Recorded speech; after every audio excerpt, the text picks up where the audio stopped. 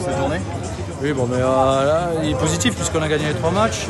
On a fait 2 matchs très intéressants pour entamer la première journée où on a eu des difficultés sur la transmission sur le premier match, mais on a bien régulé sur le deuxième match, on a cherché un peu plus de fonds de commerce pour nous. On a été sensibilisé sur la défense sur la fin du match contre l'Italie. Donc on avait mis un peu l'accent sur ce match contre le Portugal et comme ça s'est rendu un peu difficile, on a été obligé de cravacher défensivement.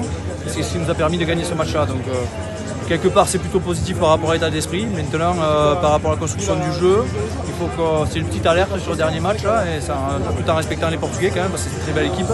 Mais il faut qu'on arrive à mettre tout bout à bout pour la journée de demain et c'est de bon augure pour enclencher le deuxième jour qui sera un tout autre jour. Il faudra faire mieux demain pour gagner ce tournoi?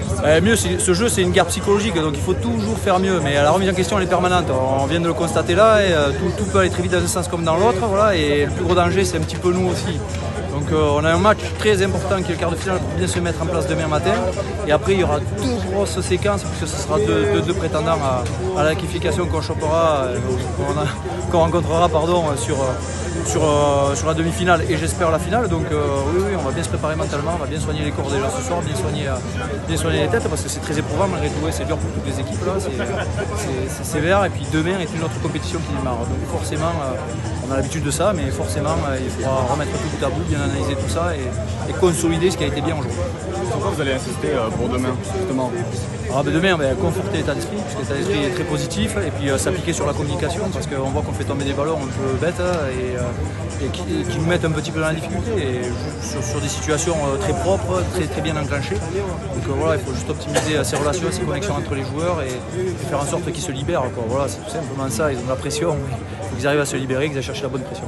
Oui, t'as senti justement, c'était ma question, les joueurs un peu pas entravés, mais un peu bloqués? Ouais, ils ont envie de faire plaisir à leur public, ouais, ils sont sur leur terre, ils ont envie d'en découdre, ils ont envie vraiment d'atteindre cet objectif-là, donc il faut arriver à dédramatiser aussi tout en gardant les exigences qu'il faut. Donc il faut qu'on les aide un petit peu. Parmi les autres équipes, il y en a qui vont plus impressionner. De toute façon là, les Irlandais sont bons, les Anglais sont bons, les Allemands sont bons, les Espagnols, attention, c'est une équipe qui joue très bien à la balle. Ouais, je crois qu'il y a eu match nul entre l'Irlande et l'Espagne, je crois. Non, mais de toute façon on connaît le niveau, ouais, le niveau se resserre d'année en année, même les équipes qui sont arrivées, là, Lituanie, l'Ukraine, c'est très solide, et il commence à y avoir de la structure dans le jeu, donc c'est des équipes qu'il faut vraiment prendre au sérieux.